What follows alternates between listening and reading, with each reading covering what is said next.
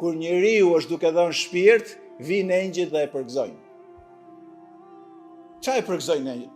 Çfarë do ndodhi me ne vëllezër motre? Thonë më qartë.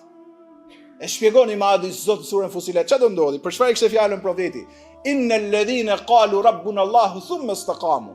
Tha ato që kanë besuar madhin Zot dhe janë të qëndrueshëm në besimin e fesë islame. Edhe vjen koha, edhe ato do vdesin. Edhe pejgamberët kanë vdek.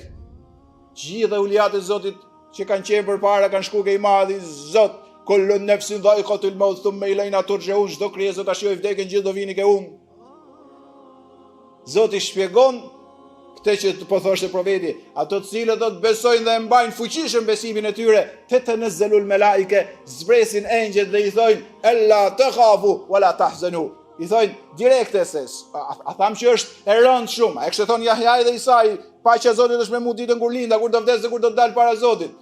Tu ka nevojë për një suport, ka nevojë për një ndihmë të madhe nga Zoti. Dhe ai e bjen për besimtarët e ndershëm. Thotë ato të cilët thanë Zoti është i vërteti dhe janë të fuqishëm fen Islam, thotë i zbresin engjëjt dhe i thojnë mos u dëshpëro dhe mos u frikso. Ka thonë dietarët, i thojnë mos u dëshpëro për familjen që le, se Zoti nuk do t'i harrojë ato, dhe mos u frikso për udhëtimin në botën tjetër, se ne jemi me ty. Wa abshiru, vazhdon ajeti, bil jannati allati kuntum tu'adun. Jo, të friksojeni, kurse si, ju sot po përgëzojeni me xhenetin e përjetshëm ku do t'jeni për gjithmonë. Do t'keni në të çaj ju don shpirti dhe çaj ju don zemra, se vetë do t'ju presi si miq Zoti i gjithësisë. Zoti i gjithësisë. Dhe profeti tha o Aisha, kur njeriu po jep shpirt dhe e merr këtë përgëzim, thot o sa mirë ta takoj Zotin, e Zoti don ta takojë atë.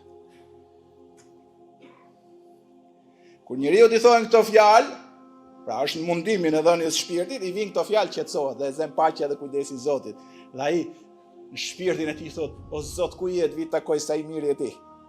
Dhe kur ai thot kështu, Zoti e don atë. Kurse kur i vjen dhe i thot, njeri i keq ke qenë shumë, krime ke bërë, gjakun dhe djersën e njerëzve ke pi, zhullume pafundi ke bën tokën time. I thot i madhi Zot, dhe engjëjt nuk e përgëzojnë, po i tregojnë dënimin, ai thot, oh, nuk du takim me Zotin se un pas kam dënim. Zoti se don takimin me ta.